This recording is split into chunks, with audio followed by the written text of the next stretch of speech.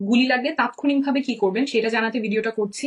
গুলি লাগার পরে মাত্র 3 থেকে 5 মিনিটের মধ্যে রক্তক্ষরণ হয়ে মানুষ মারা যেতে পারে। তাই প্রথম এবং প্রধান কাজ হলো রক্ত পড়া বন্ধ করা। কিভাবে রক্ত পড়া বন্ধ করবেন সেটা সহজভাবে বুঝিয়ে বলছি। যেই জায়গাটাতে গুলি লেগেছে সেই ছিদ্রটা বন্ধ করতে হবে। এই ক্ষেত্রে সবচেয়ে ভালো সমাধান হচ্ছে হিমোস্ট্যাটিক ড্রেসিং। এটা আমরা হাসপাতালে ব্যবহার করি, কিন্তু আন্দোলনের মাঠে যেহেতু এটা পাওয়া যাবে না, তাই 3টা বিকল্প বলছি যেটা আপনি হয়তো হাতের কাছে পাবেন।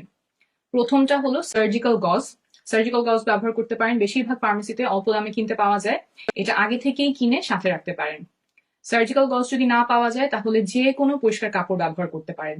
আর 3 নাম্বার হলো মেয়েদের ট্যাম্পন। পিরিয়ডের সময় অনেকেই ব্যবহার করেন। ট্যাম্পন দেখতে এমন, ট্যাম্পনের আকৃতিটা এমন যে সহজেই গুলির ছিদ্রের ভেতরে ঢোকানো যায়। আর ভেতরে গিয়ে এটা রক্ত শুষে নেয় এবং রক্ত শুষে নিয়ে ফুলে ওঠে। ফলে ছিদ্রের ভেতরে চাপ সৃষ্টি হয়ে রক্তক্ষরণ কমাতে সাহায্য করে। রক্তক্ষরণ নিয়ন্ত্রণে না আসলে প্রয়োজনে 2-3টা ট্যাম্পনও ব্যবহার করতে পারেন। যাদের বাসায় ট্যাম্পন আছে তারা ব্যাগে কয়েকটা পরিষ্কার ট্যাম্পন আগে থেকেই নিয়ে রাখতে পারেন। এই 3টা বিকল্পের মধ্যে যেইটা আপনার হাতের কাছে থাকবে সেটা দিয়ে ছিদ্রটা বন্ধ করবেন।